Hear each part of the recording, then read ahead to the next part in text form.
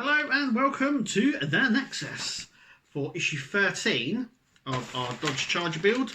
We're now starting on the engine. There's a lot of heavy parts in this. Let's get going.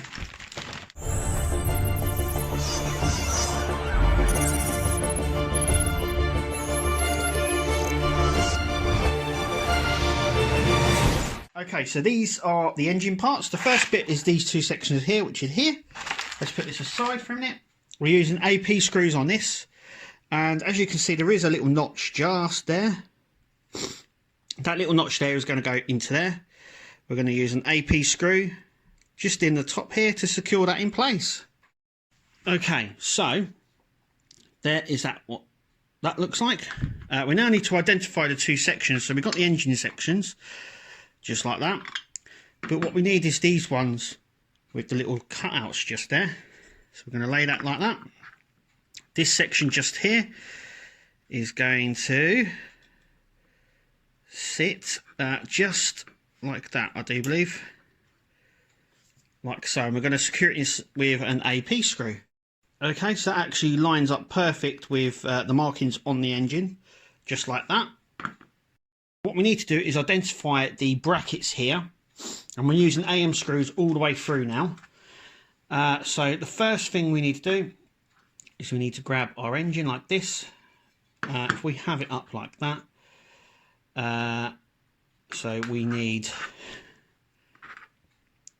this section just there. So AM screws just on there. So on this side what we've put the filter on, we need the brackets to sit just like that. Follow the diagram in the book, which is actually quite good this time around. And we need 2 AM screws. So there's 3 there anyway. Let's secure that in place. Okay, so we've done that side. So next is to grab this and do the exact same. So on the diagram it's like that, and this goes like that. So we're going to use AM screws to secure that in as well, just there. Now we've got our two pieces like this, one with the filter on, like so. We're going to turn it over, and we're now going to place our gearbox. So the filter on this side and the filter here need to both sit on the same side like that.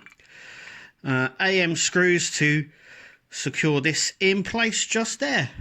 So at the end of that, that's what it looks like. We now need to obviously grab the other side of the engine, and we're going to secure that in place with AM screws just in there. And then we're going to be fitting the sump, the oil sump, on after. So let's secure this in place first. Okay, so that is like that, all nice and secure. Obviously the sump is going underneath. The bigger end, or the sloped end I should say, which is here, goes towards the back. So it sits on just like that. AM screws just in there. And there it is. That is the end of issue 13, I should say, not 15. That's what it should look like. There is a gap here. I have screwed it as much as I can. I think there's a blemish on the die cast here, but it doesn't matter. It's not going to affect it or anything. I hope it's not. Just remember when doing these bars that they look like that on both sides. They do sit in a groove. There's a special groove that's designed with the curves and that there. But really, really nice. Very heavy as well. I would say that's about 95% die cast. In fact, the only plastic on it is this and this filter here. That's the only plastic parts. Very, very weighted. It's a really nice look. But anyway, that's the end of issue 13. Thank you for watching, and we'll see you in the next one.